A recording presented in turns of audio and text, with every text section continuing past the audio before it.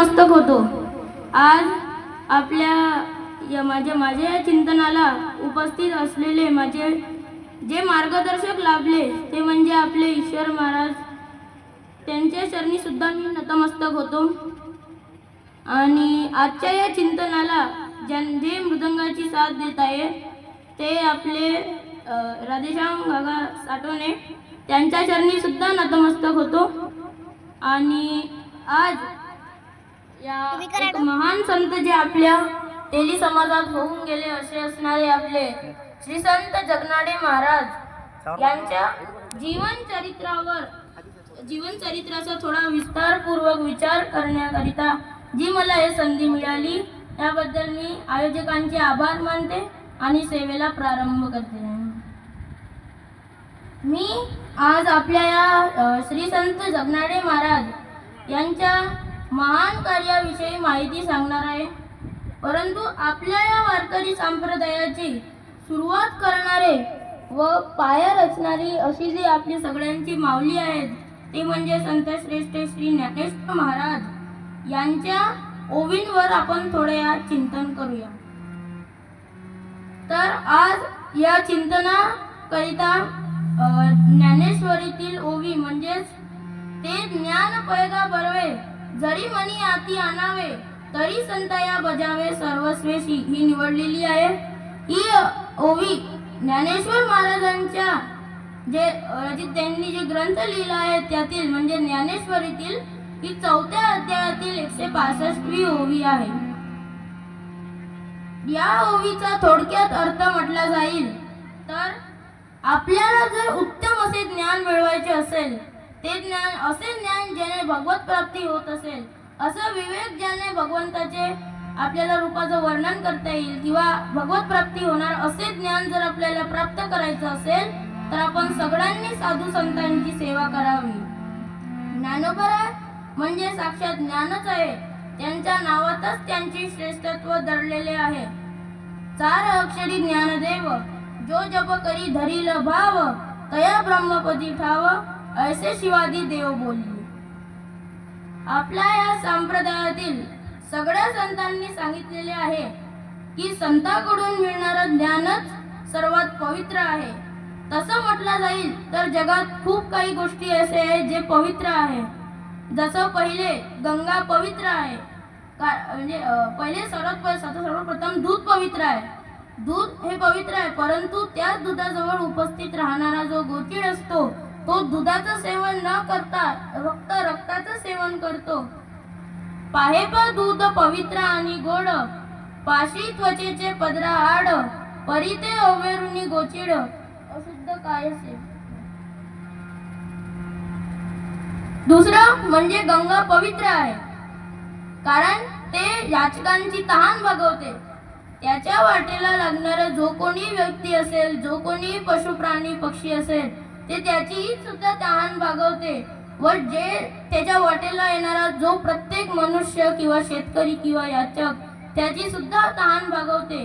आणि आपण सगळ्यांनी ऐकलंच असेल की जर आपण केव्हा सुद्धा आपल्या आयुष्यात केव्हाही जर आपण गंगेत स्नान केले तर आपले सर्व पाप मिटून जातात, आपल्या जन्माजन्मातले पाप मिटून जातात। परंतु यातही एक दोष आहे, ते म्हणजे गंगा जी आहे ते आपले पाप घालवते परंतु ते आपले शरीर शुद्ध करू शकत नाही। म्हणजे आपल्या शरीराला असं काही देऊ शकत नाही जेणेकरून आपण जे आहे ते पुन्हा कधी पाप करणार नाही। म्हणजे फक्त गंगा आपले पूर्वीचे पाप घालवू शकते परंतु पुढे जे पाप करणार आहे त्याबद्दल काही निश्चिंती नाही। म्हणून फेडीत पाप ताप ओखीत तिरीचे पादप समुद्र जाय आपे आत गंगेचे जैसे। अशी गंगा आहे, पाप घालवते परंतु शरीर शुद्ध करू शकत नाही। दृष्टांत म्हटलं जाईल तर आपण सगळ्यांनी पुंडलिकाचं नाव तर ऐकलंच असेल। पुंडलिक हा भक्त आणि शिरोमणी होण्या अगोदर आपल्या आई वडिलांच्या सेवेत म्हणजे लीन होण्याच्या अगोदर त्याचं साधारण जीवन कसं होतं यात आपण थोडक्यात विचार करूया। तर पुंडलिक जेव्हा तो भक्त होण्याच्या अगोदर पुंडलिक आपल्या आईबाबांना सतत मारहाण करायचा, त्यांची मजाक उडवायचा, त्यांची चेष्टा करायचा व त्यांना खूप त्रास द्यायचा, परंतु आपल्या पत्नीचं सगळं बरोबर ऐकायचा. आणि त्यावेळेस एका वेळेस पुंडलिकाच्या घरासमोरून एक वारकरी चालला होता. हातात पताका होता, तो मुखावर रामकृष्ण हरी नावाचा जप होता. त्या पुंडलिकाने त्या वारकऱ्याला विचारले की अहो, तुम्ही कुठे चाललात? तर तो वारकरी म्हणाला की आम्ही आता काशीला चाललो आहेत. तिथे शंकराचं खूप मोठं मंदिर आहे, जिथे ते स्वतः वास करतात. तुम्ही पण आमच्यासोबत चला. परंतु पुंडलिकाला त्यावेळेस परमार्थ नाही आवडायचा, म्हणून त्याने नकार दिला. परंतु त्याच वेळेस त्याची जी पत्नी होती ती त्याच्या घरातून बाहेर आली आणि पुंडलिकाला म्हणाली, चला आपण सुद्धा जाऊया आणि वाराणसी बघून येऊया. पुंडलिकाने आपल्या पत्नीची सगळी गोष्ट ऐकायचा, म्हणून त्यांनी वाराणसी यात्रा सुरू केली. त्याने आपल्या आई बापांच्या हाताला दोरी बांधली आणि आपल्या पत्नीला आपल्या खांद्यावर उचललं.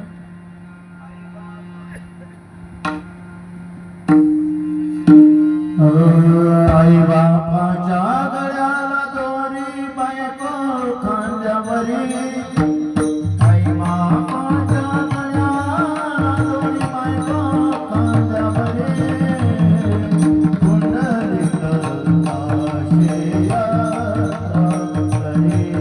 ओ पुंडलिक काशी यात्रा करी.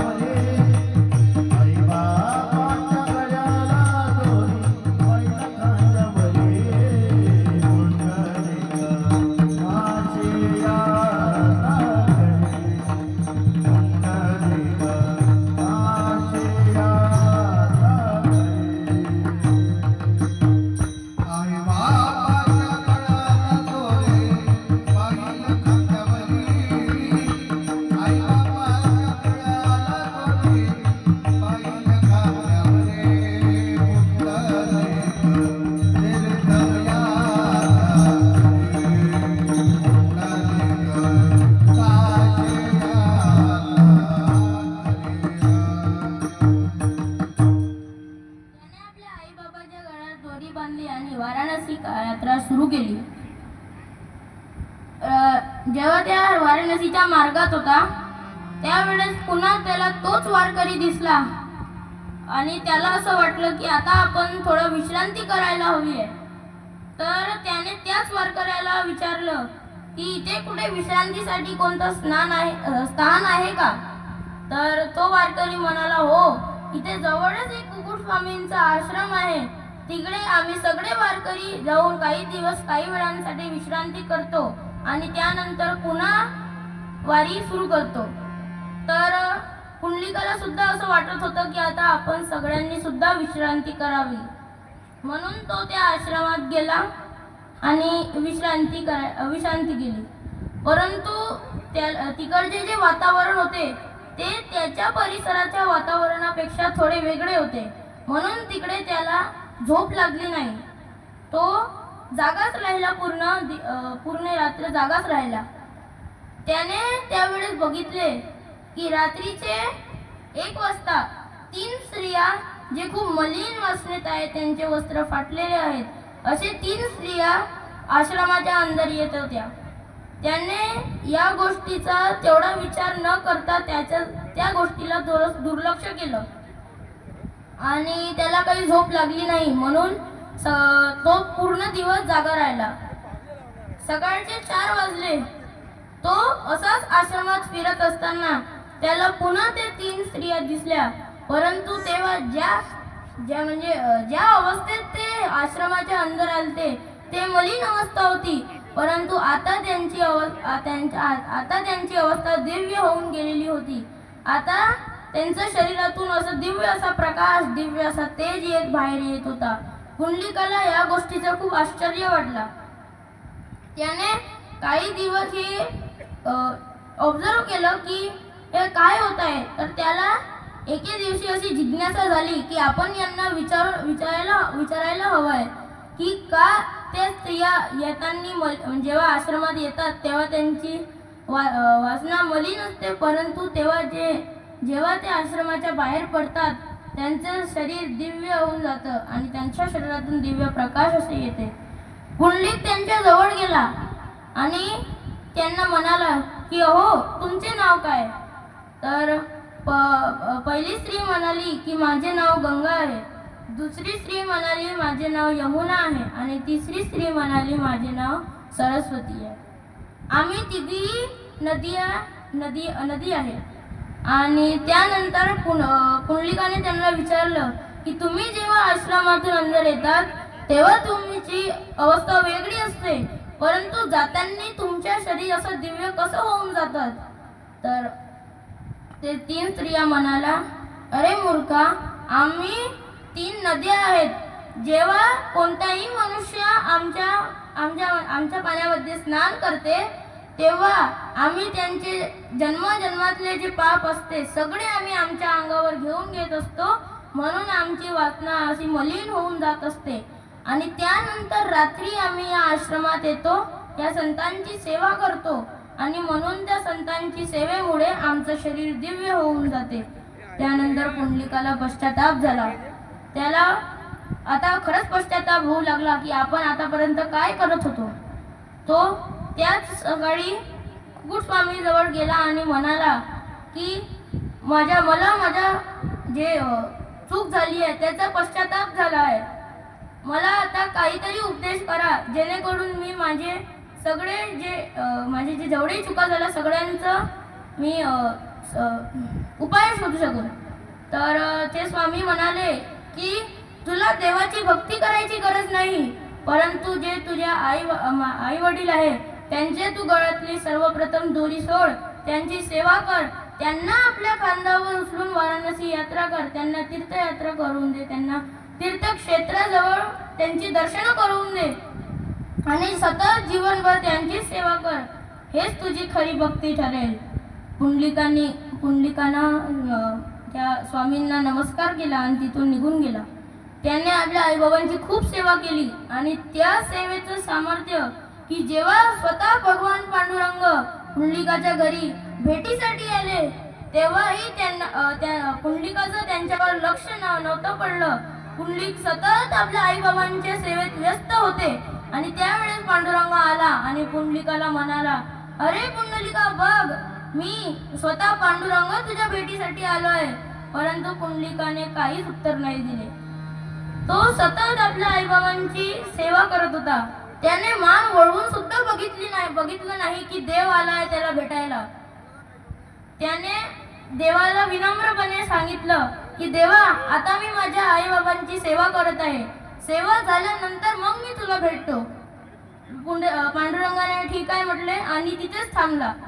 परंतु दिवस होऊन गेले, परंतु पुंडलिकाने पांडुरंगाकडे वळून सुद्धा बघितलं नाही. पांडुरंगाने शेवटचा त्याला विचारलं, अरे पुंडलिक, मी आलोय, जरा बघ तरी. तर पुंडलिकाला राग आला. त्याने आपल्या जवळची वीट उचलली आणि देवाकडे फेकून मारली आणि म्हणाली, देवा, काही वेळासाठी तू या विटेवर उभा राह, मी लगेच आलो. आणि दिवस चालले गेले, काळ चालला गेला, परंतु पुंडलिकाने मागे वळून बघितलं नाही. त्यानंतर जेव्हा त्या आई वडिलांची सेवा असं वाटलं की आता देवाला पाहावं, तर जेव्हा त्यांनी मागे वळून बघितलं तेव्हा देव मूर्तीत बदलला होता. देवाची एक मूर्ती बनवून गेली. पुंडलिकाला कळालं की सगळं काय झालं आहे आणि त्याने तिथे एक मंदिर बांधले आणि तिथेच ते मूर्ती ठेवून त्याचीही भक्ती करायला लागला आणि आपल्या आई वडिलांची सुद्धा सेवा करायला लागला. गतीर भरता प्रभू साक्षी निकास शरणम श्रुत प्रभय स्नानम निगानम बीजमव्ययम.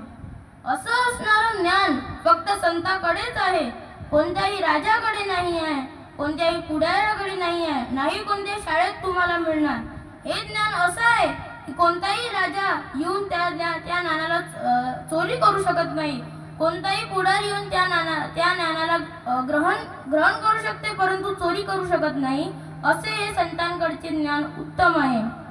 तुका म्हणे पोते देव भरिले नैवेद्य. आज तुमची आमची बुद्धी ठीक करण्याकरिता तुकाराम महाराजांनी पंचम वेद लिहिले आहे. इथे कसा प्रश्न पडतो की पंचम वेद म्हणजे काय. पंचम वेद म्हणजे पाचवा वेद असते. तर या जगात फक्त चारच वेद आहे. कोणकोणते तर ऋग्वेद, सामवेद, अथर्ववेद आणि यजुर्वेद. मग हा पंचम वेद कोणता तर हा पंचम वेद तुकाराम महाराजांची गाथा स्वतः हे पंचम वेद आहे. कारण की हे तुकाराम महाराजांनी आपण सगळ्यांची बुद्धी ठीक करण्याकरिता ही गाथा लिहिलेली आहे, म्हणून याला सुद्धा पंचम वेद असं म्हटलं जाते. आणि म्हणून तुकाराम महाराजांनी म्हणावं की वेदाचा तो अर्थ वेदाचा तो अर्थ आम्हासीच ठावा, येरानी पहावा,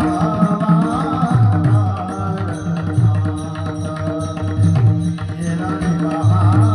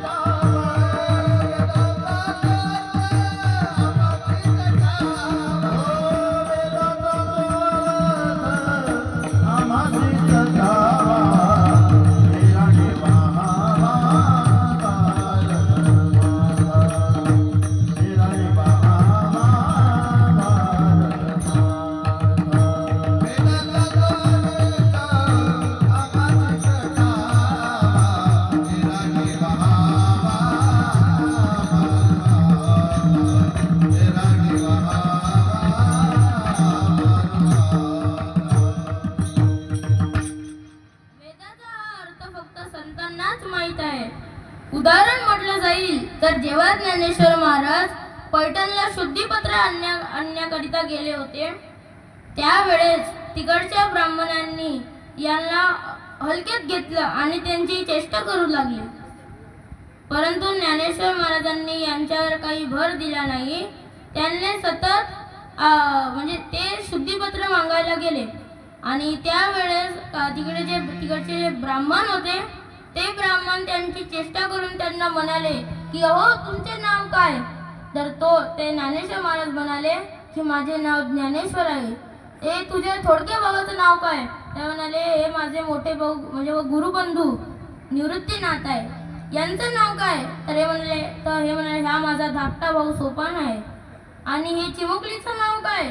तर ज्ञानेश्वर महाराज म्हणाली ही माझी लहान बहीण मुक्ताई आहे. तर या ब्राह्मणांनी त्याला ज्ञानेश्वर महाराजांना विचारलं की तुझं नाव पण ज्ञान आहे आणि आम्ही त्या रेड्याचं नाव सुद्धा ज्ञानच ठेवलेलं आहे.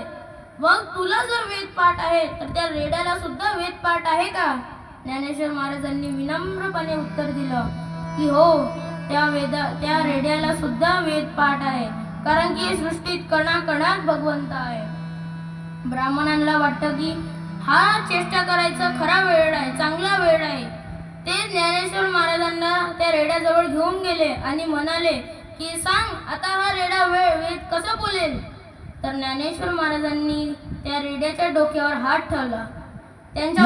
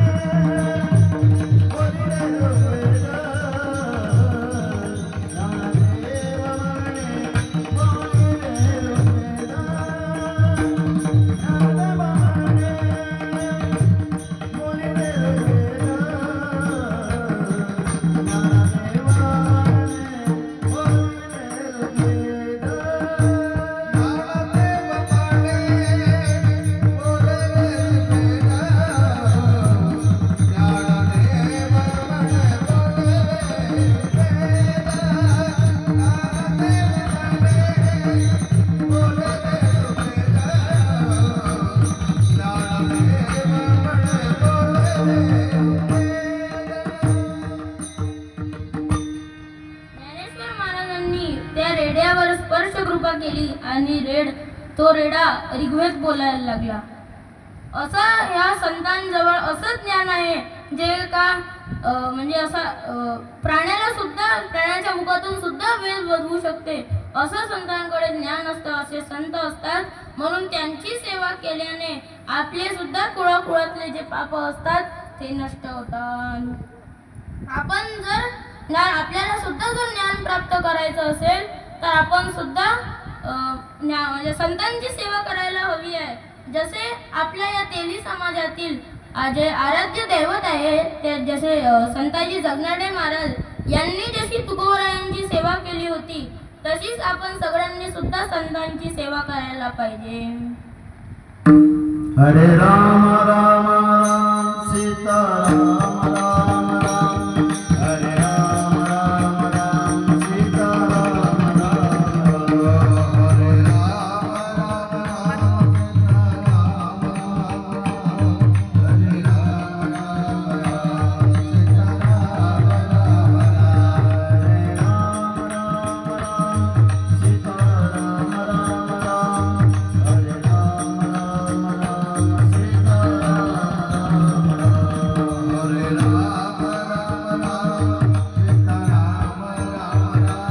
राम राम राम सीता राम राम राम हरे राम राम राम सीता राम राम राम हरे राम राम राम सीता राम राम राम हरे राम राम राम सीता राम राम राम हरे राम राम राम सीता राम राम राम हरे राम राम राम सीता राम राम राम हरे राम राम राम सीता राम राम राम हरे राम राम राम सीता राम राम राम हरे राम राम राम सीता राम राम राम हरे राम राम राम सीता राम राम राम हरे राम राम राम सीता राम राम राम हरे राम राम राम सीता राम राम हरे राम राम राम सीता राम राम राम हरे राम राम राम सीता राम राम राम हरे राम राम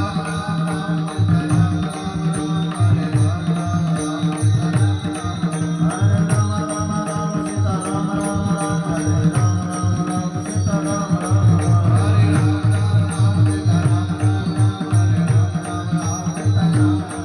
हरे राम राम राम सीता राम राम राम सीता राम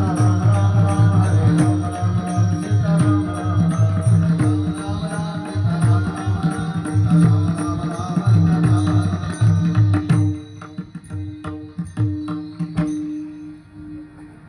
संतजी महाराजांचा जन्म हे 1624 8 डिसेंबर 1624 मध्ये चाकणला झाला होता. त्यांच्या वडिलांचे नाव विठोबाराय आणि आईचे नाव मथाबाई असे होते.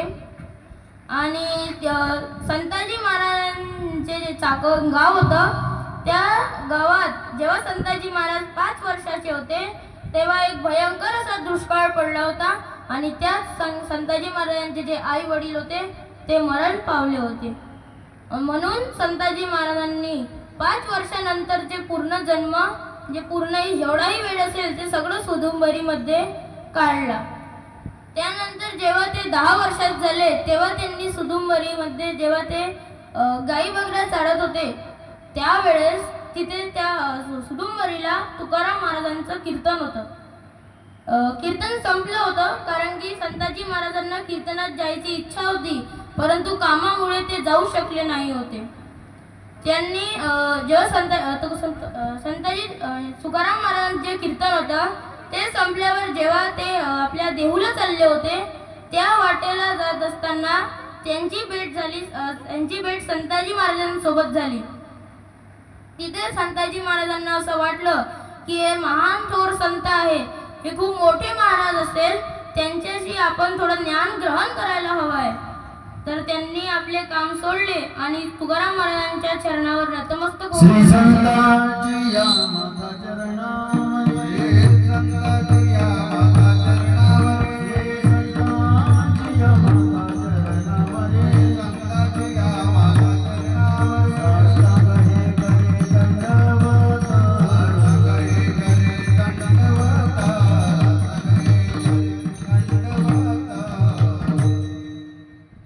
तसे तर संताजी महाराज नतमस्तक झाले आणि म्हणाले की महाराज आपल्याला काही उपदेश करा. तर तुकाराम महाराज म्हणाले की तुला काय हवंय. तर संताजी महाराज म्हणाले की मला या जगात राहूशं वाटत नाहीये. माझे आई वडील फक्त 5 वर्षाचा जेव्हा मी होतो तेव्हाच मरण पावले. तर तुकाराम महाराजांनी विनम्रपणे असं उत्तर दिले की तुला या जगात संन्यास घ्यायचा काही गरज नाही, तुला या जग त्यागायचं सुद्धा गरज नाही, तू गृहस्थी राहून सुद्धा परमार्थ करू शकते. हे संताजी महाराजांनी आज या जगाच्या पाठीवर सिद्ध करून दाखवलंय की जर आपल्याला परमार्थ करायचा असेल, भक्ती करायची असेल तर फक्त संन्यास घेणे आवश्यक नाहीये. आपण फक्त देवाचे नाम घेतल्याने, आई वडिलांची आणि व संतांची सेवा केल्याने सुद्धा आपण परमार्थ करू शकतो. त्यानंतर जेव्हा संताजी महाराज मोठे झाले ते तुकाराम महाराजांसोबत राहू लागले. पहिले तर फक्त ते तुकाराम महाराजांचं कीर्तन ऐकायचे व त्यानंतर जेव्हा जसे ते मोठे होत गेले त्यांनी तुकाराम महाराजांसोबत गायनाची साथ करणे सुरू केले. संताजी महाराज मोठे झाले व तुकाराम महाराजांनी पूर्ण गाथा लिहिली. परंतु याच समाजात म्हणजे त्याच परिसरात काही असे लोक सुद्धा होते जे या दोघांच्या जोडीला खूप जळत होते. त्याने ते तुकाराम महाराज आणि संताजी महाराजांना विरोध करायचे. ते म्हणजे मंबाजी असतील किंवा रामेश्वर भट असतील किंवा आप्पाजी गोसावी असतील, यांनी तुकाराम महाराजांचा त्या काळात खूप छळ केला होता, खूप विरोध केला होता. तर त्यांनी असं ठरवलं की जे तुकाराम महाराजांचे जे अभंग आहे, हे गाथा जी आहे, हे तुकाराम महाराजांना त्यागायला हवी. आणि त्यावेळेस त्यांनी तुकाराम महाराजांचा मानसिक छळ त्यावेळेस तिथे केला. संताजी महाराजांचा सुद्धा तिथे मानसिक छळ केला त्या सगळ्या ब्राह्मणांनी. आणि व्याकुळ होऊन मग तुकाराम महाराजांना सांगितलं की तुम्ही तुमची जे अभंगवाणी जे गाथा आहे ते तुम्ही गोदावरीत जाऊन बुडवा. तुकाराम महाराजांना खूप दुःख झालं, त्यांचे अश्रू अनावर आले.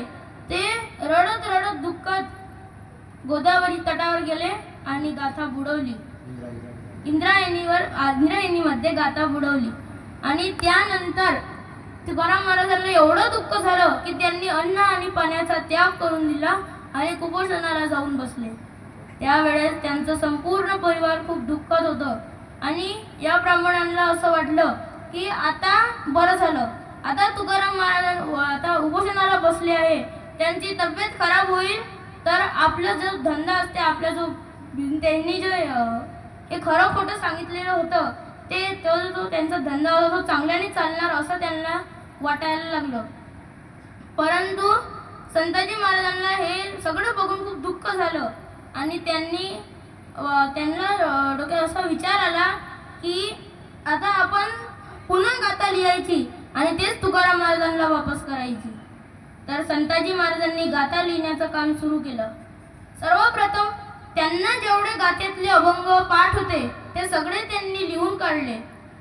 आणि त्यानंतर जे संताजी महाराजांचे सोबती होते ते म्हणजे गंगाधर मवाळ, त्यांना जे अभंग पाठ होते ते सुद्धा त्यांनी लिहून काढले. आणि त्यानंतर पंचकृषीतील जेवढेही गाव होते जिथे जिथे तुकाराम महाराजांचं कीर्तन झालं, कारण की तुकाराम महाराजांनी त्या काळात खूप लोकप्रियता मिळवलेली होती, म्हणून संताजी महाराजांनी पंचकृषीतील फिरून जेवढेही लोकांना जितकेही अभंग पाठ असतील ते सगळे अभंग लिहून काढले. आणि असे करून तुकाराम महाराजांची जे रिअल गाथा होती ते शतकोटी अभंगांची होती. परंतु संताजी महाराजांनी मग पुन्हा ते गाथा रचना केली आणि ते पूर्ण अभंग 4093 अभंग पूर्ण होते. आणि त्यांनी ते तुकाराम महाराजांना ती गाथा नेऊन दिली आणि म्हणाले की तुकाराम महाराज, हे गाथा तरली नाही, हे गाथा लोकगंगेने तारलेली आहे, हे लोकगंगेने तारलेली गाथा आहे. तुकाराम महाराजांना पुढे अश्रू अनावर आले. त्यांना खूप असं खुशी व्हायला लागली, त्यांना खूप असा आनंद वाटायला लागला. आणि त्यांनी संताजी महाराजांना गळे मिळाले आणि म्हणाले की आणि त्या काळापासून आज म्हटलं जाते की होता संताजीचा माता म्हणून वाचली तुकाराम गाथा, असे त्या काळापासून आता म्हटले जाते. आणि इथे खूप जणांना अशी शंका होत असते की जे गाथा आहे ते असं खूप जणांना माहिती आहे का ती गाथा आहे जे ते तरली आहे. हे सगळं खोटं लिहून ठेवलं आहे, कारण की गाथा तरली नव्हती. गाथा हे इंद्रायणी बुडाली होती आणि त्याचमुळेच तुकाराम महाराजांनी अन्न आणि पाण्याचा त्याग केला. परंतु आपल्या समाजात असेही काही विरोधक विध्वंसक लोक होऊन गेलेले होते, जे इतिहासकार होऊन गेले होते. त्यांनी हे चुकीचा इतिहास लिहून ठेवला आणि त्यामुळे आज आपण सुद्धा चुकीचा इतिहासच ऐकत आलो आणि बघत आलो आहे. परंतु मी निश्चितपणे सांगतो की तुकाराम महाराजांची जी गाथा आहे ते तरली नाही होती, ती संताजी महाराजांनी लिहून तारली गेलेली होती. त्यानंतर संताजी महाराज तुकाराम महाराजांसोबत सावलीसारखे राहायला लागले. MH 32 AH 4777 ही गाडी रस्त्यावर उभी आहे, ती बाजूला करून घ्या, कोणाची घ्यायची असते ते. MH 32 AH 4777.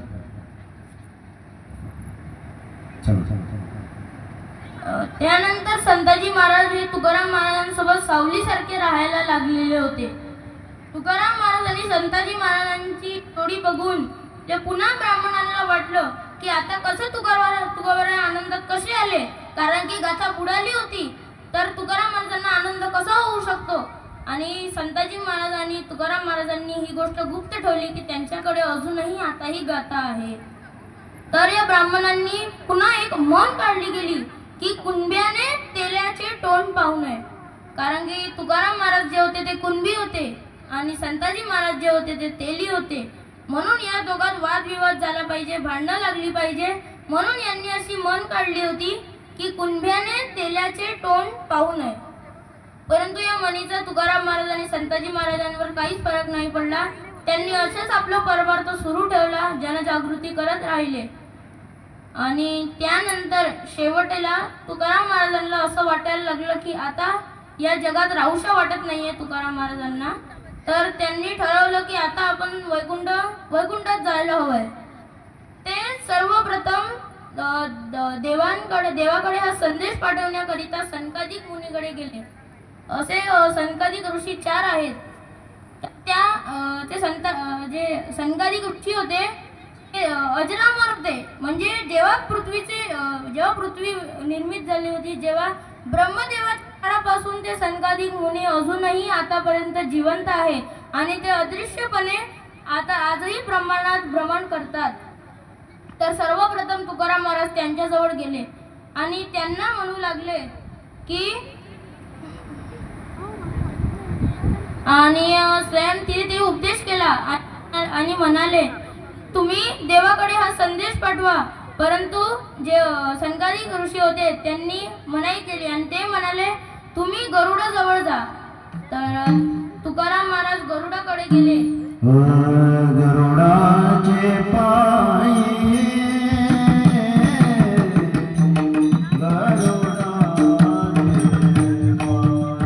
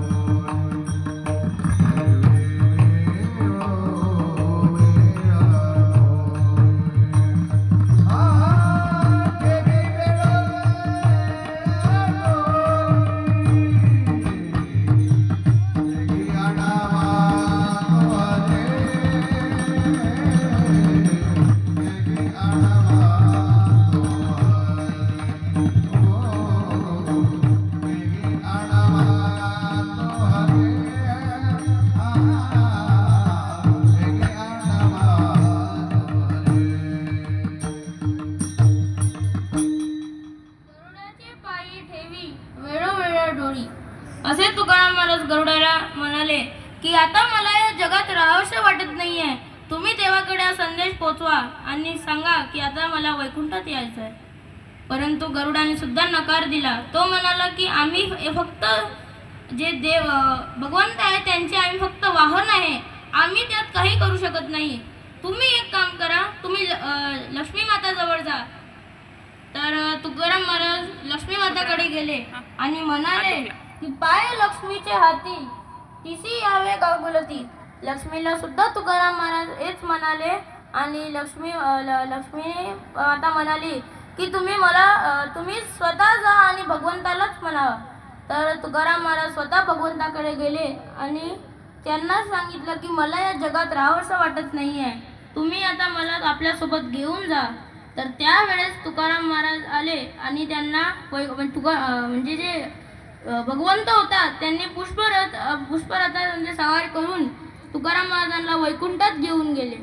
परंतु यावेळी संताजी महाराज न सांगता तुकाराम महाराज वैकुंठात निघून गेले होते.